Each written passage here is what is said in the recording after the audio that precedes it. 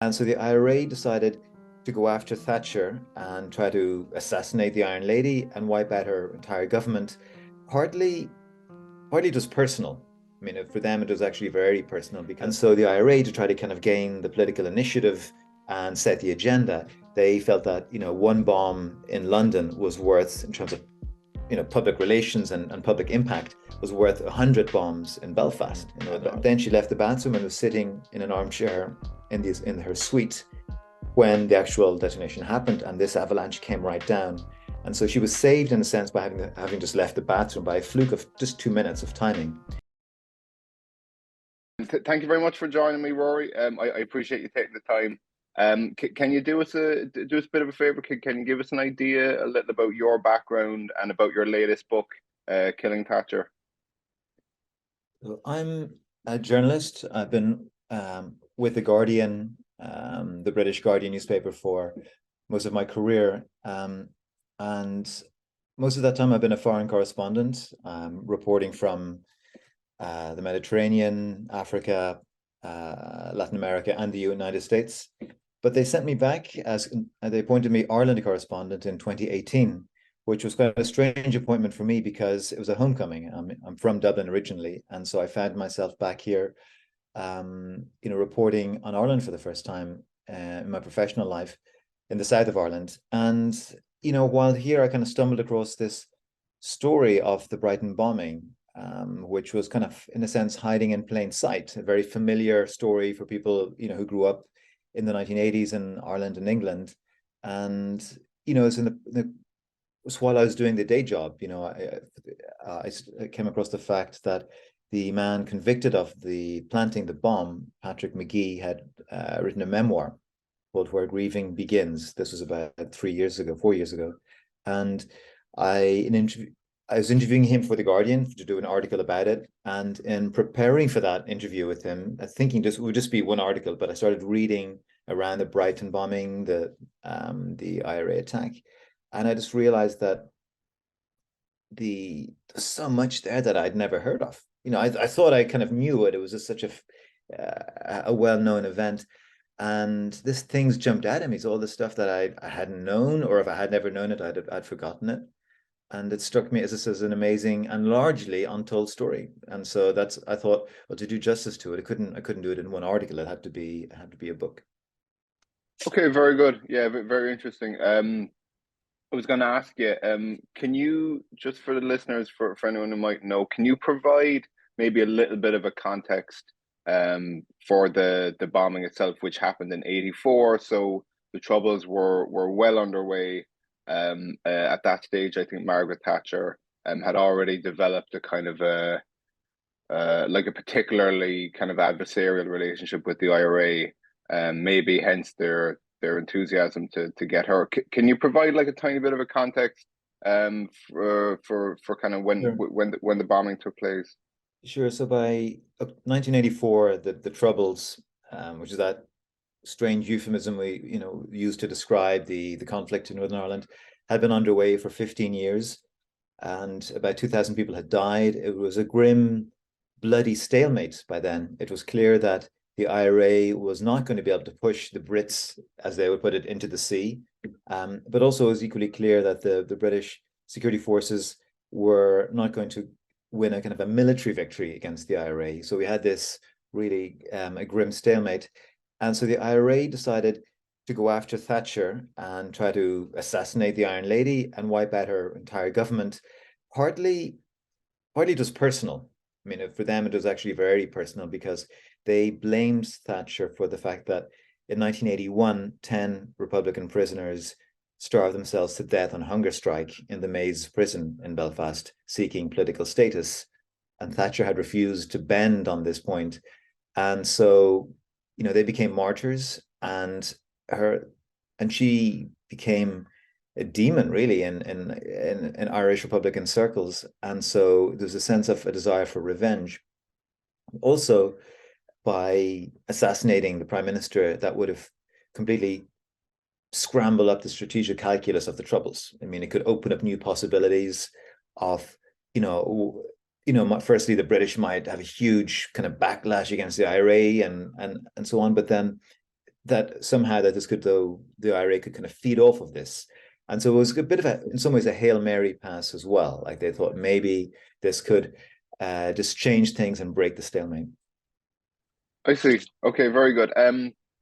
To my understanding, most of the activities of the IRA, kind of, at least in the in the 70s and kind of up until then, most of them had taken place in Northern Ireland, in kind of in Belfast in particular, and to my knowledge, there hadn't been many attempts on, like, would say, like British leadership, like high level politicians and so on.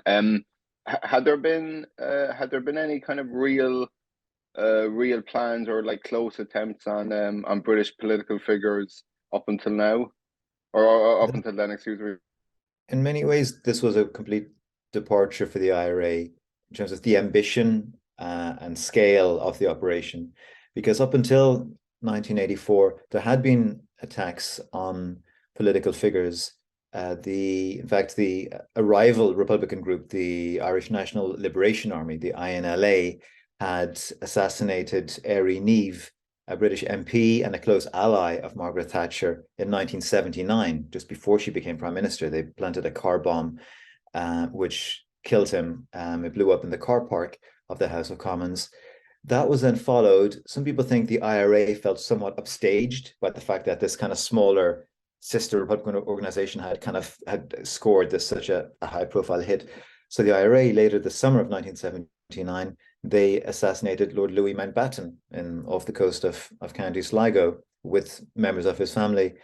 And that was a seminal event in that it just showed the ruthlessness and the capacity of the IRA, that they could take out such a VIP figure. I mean, he was so famous across the world, but he was also a soft target. I mean, he was at that time, I mean, Mountbatten was long retired, and he was sort of a cobwebby ornament of the royal family. And he was just on holiday, and he wasn't especially well guarded at all. So in a sense, he was a sitting duck.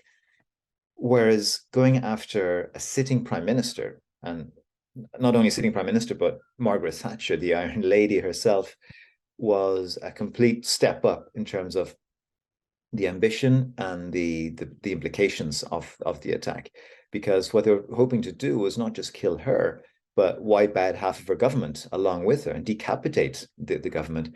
This had not been tried by anyone in British history since Guy Fawkes. That was the gunpowder plot of 1605.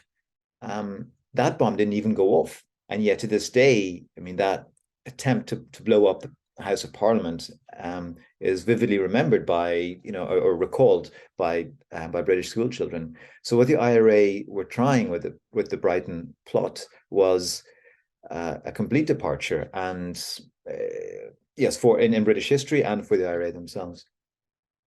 Very good. Can you tell us a little about a subdivision within the IRA at the time called the England Squad? I believe it was called. Because like I said, the majority of activities had taken place like in the north to actually bring the fight over to England. A lot more risky, but the say the reward for the IRA was a lot more too, because it's like higher level target. Can you tell us a little bit about the so-called England Squad? Yeah, that's right. The vast majority of the violence related to the Troubles happened within the 6 counties within Northern Ireland, in terms of car bombing, shootings. But there was within the IRA a desire to export the war across the water, across the Irish Sea to England, because it was felt that by 1984, the English public was quite jaded with the Troubles. It was kind of like, familiar news. It was complex, it was boring, and people just kind of were trying to tune it out. And so the IRA, to try to kind of gain the political initiative and set the agenda, they felt that, one bomb in London was worth, in terms of, public relations and public impact, was worth 100 bombs in Belfast in Northern Ireland. So it was very important for the IRA to be able to export the conflict to England and to bring it home to English people that the IRA was not going away. And so for this, they set up a small department within the I.R.A. called the England Department. And this was extremely secret, probably the most secret of all of their units. Many other ordinary I.R.A. members were, wouldn't have known who those members were. They wouldn't have known who was in it. And even to get into it was quite difficult. And it was small, and it was mostly based in Dublin. It was a handful of kind of commanders, and they would send over teams of bombers, and they'd have to set up supply lines as well. And these people would blend into the population in England, because for them it was like operating behind enemy lines. They didn't have, unlike say in West Belfast or parts of Northern Ireland, like a somewhat sympathetic population in which they could be the fish in the sea in which the I.R.A. fish could swim, to use a Mao analogy.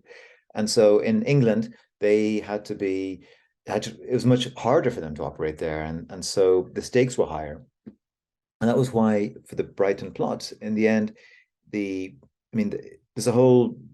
were dozens of people involved in the supply lines, in the preparation, and the reconnaissance, and the I.R.A. spent years, from 1981 up until from 1982 until 1984, preparing this attack. And the last link in the chain was Patrick Magee. He was the one who was chosen to check into the hotel posing as an Englishman. And this was, in some senses, easier said than done, because many I.R.A. volunteers had never been outside of their milieu. They're either West Belfast or East Tyrone, and they were, they weren't comfortable or familiar operating outside of those kind of narrow comfort zones. Patrick Magee was different. He was from West Belfast, and like so many other I.R.A. members, he was a working class Catholic. But his family, when he was a boy, had moved to England for several years. And so he grew up, he acquired an English accent. He was completely familiar with England. He'd worked in London. He got into trouble in London, ran about with kind of a gang for a while, but he knew it, and he could adopt the accent. And so what they wanted to do was send over an operator who could check into the hotel, not arouse any suspicions by posing as regular Englishmen, and once successfully doing so, he could then turn the hotel room into a bomb workshop and assemble and conceal a bomb that would be a time bomb that was timed to detonate 3 weeks later, to coincide with the Conservative Party conference. Wow, you said that there was about 3 years worth of planning went into this one attack. Okay, I can see how you would need like years of planning to actually to do like a bomb and so on, but to know 3 weeks in advance that she's going to be at a particular hotel, and even like particular site of the hotel, was there some kind of I don't know, kind of intel or something that that allowed the I.R.A. to put it in a place that ended up very nearly doing the job? No, they didn't need any special intel, because this was the one. There were 2 times when were looking at Thatcher's itinerary. They didn't have, the I.R.A. did not have a mole inside Downing Street, or someone who's kind of feeding them, intel on her movements. And so all they knew was that there are 2 places where you could know in advance where she would be. One was on election night. At some point, she'd be in her own constituency in Finchley at the count, when they announced the votes. And the other time would be every year the Conservative Party has a conference. It's a big convention where the party grassroots get to mingle for several days with their elected representatives, and if they're in government, with ministers. And it's kind of a backslapping affair, and where then the government gets a platform to lay out their agenda of what they're planning to do for the following year. And at that time it alternated, the venue each year would either be Brighton on the south coast of England, on the Channel coast, or it'd be in Blackpool on the other, on the Irish Sea. And then when it was in Brighton, the Tory party, the hierarchy, would stay in the Grand Hotel, which had the convenience of being right beside the convention centre, and it was on the promenade. And so the I.R.A. scouts, there was no mystery about this, because it was in the newspapers every day, it'd be kind of covered each year. And so the I.R.A. sent some scouts in 1982 for the Tory party conference in Brighton that year. And then again in 1983 in Blackpool, you had I.R.A. people kind of monitoring it. And they were studying like the police protocols, like, well, how does this work? Firstly, where does Thatcher stay? What are the police doing? Were they stationed? And what's her kind of her general routine during these 3 or 4 days that she would be there? So they had a pretty good idea of what to expect in terms of the choreography. And so they chose um, to time the bomb for just before 3 o'clock in the morning for the last night of the Tory party conference. Calculating that she would certainly be in her room at 3 in the morning, because during the daytime she's often out at the different events and so on. But at 3 in the morning, where else would she be except in her room? And they had, in some ways, it was a very precise attack. In other ways, it was a horrendously blunt attack. I mean, they were using the VCR recording. They cannibalized VCRs to get the timers, and that way they could that was a timer in a time bomb, and it could tick down to the exact second or minute that they chose. In this case, for it to go 3 weeks into the future. And this protected the bomb planter. I mean, he could plant the bomb 3 weeks early when there's no police around, no security. And then as long as he's concealed the bomb successfully, he can then just disappear. Nobody knows who the bomber is. And then 3 weeks later, it counts down, pulses down to the final second, and boom, which is what happened. And there's also, though, a very blunt instrument, because they're blowing up a hotel filled with sleeping civilians. I mean, their hope was that an avalanche would come down and kill Margret Thatcher, and I can elaborate on the actual mechanics of the bomb and the destruction, if you like. But really, it was, they had no clue exactly how it was the bomb, who it was going to kill. I mean, they targeted as much as they could, so that it would hopefully, for their purposes, kill or hurt Thatcher. But they couldn't and didn't know exactly, who the bomb was going to kill and maim. I see. I see. Okay.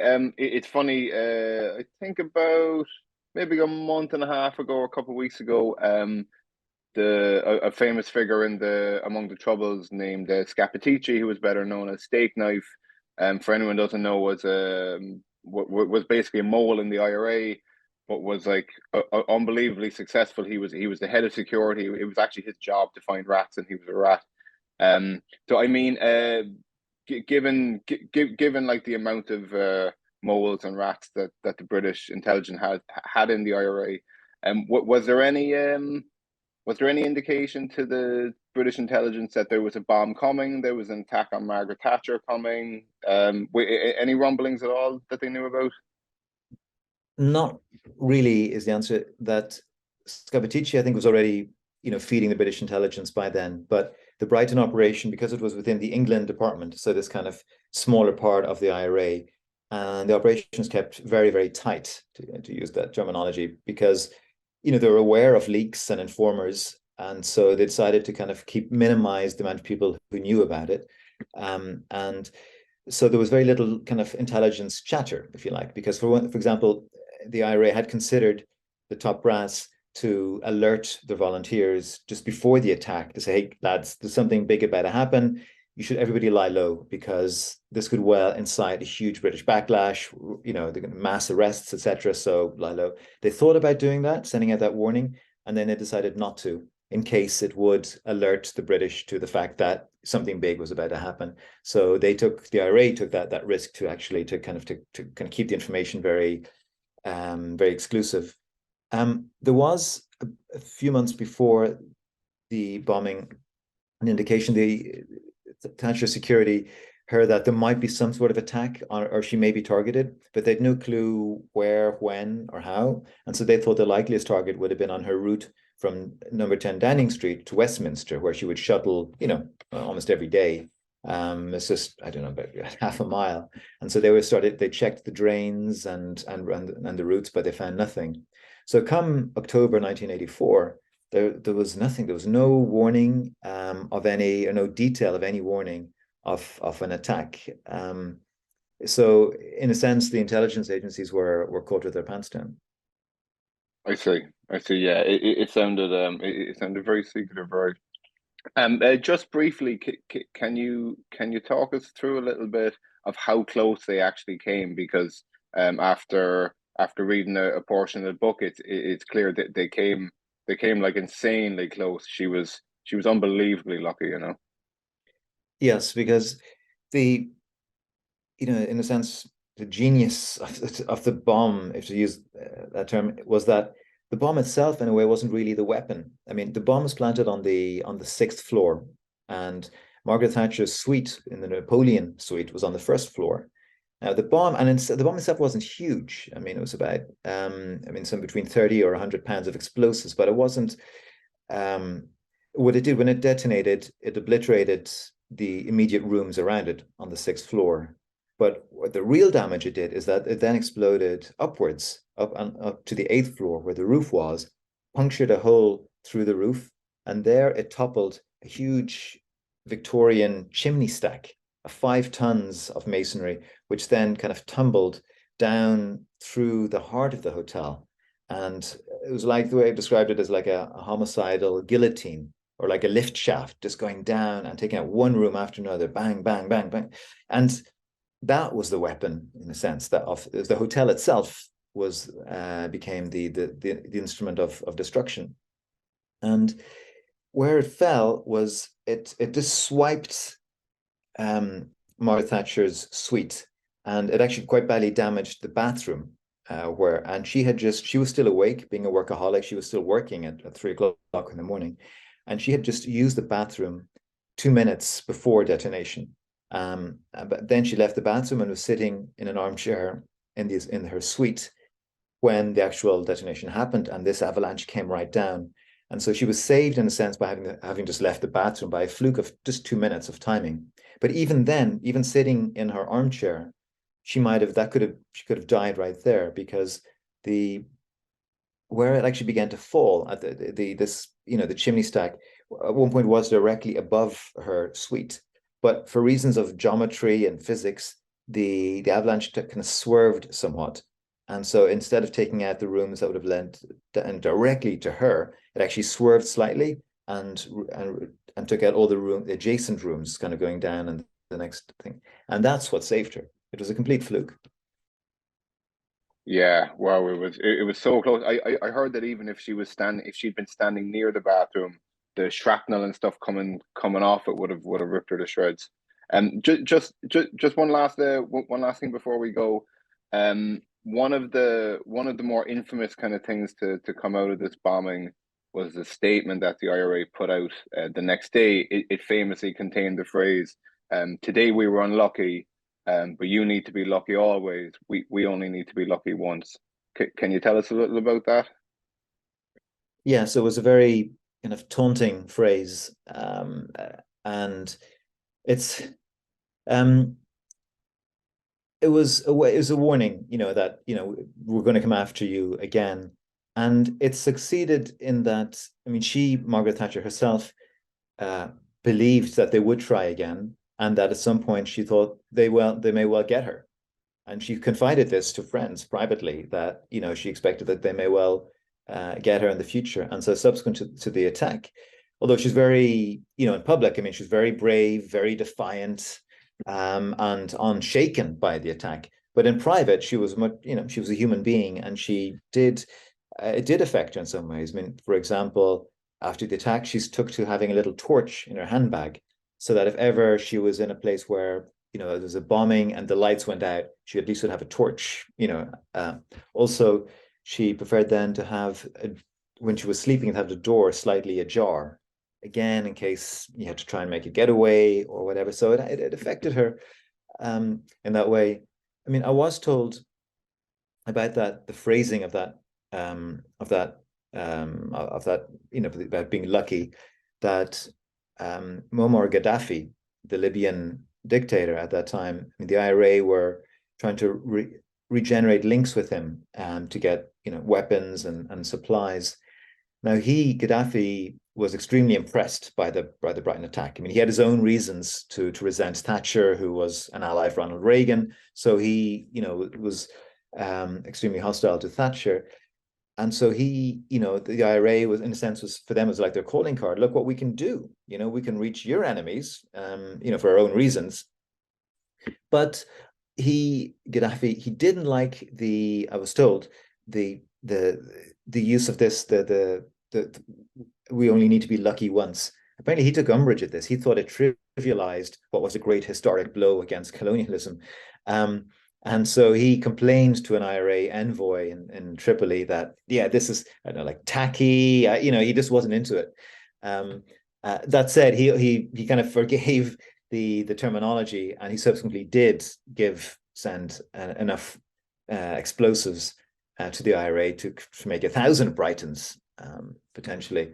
So, and there's this whole, in the book, I go into this a whole other kind of substrata of stories related to that all fit into the plot, just about that claim, about the being lucky only once.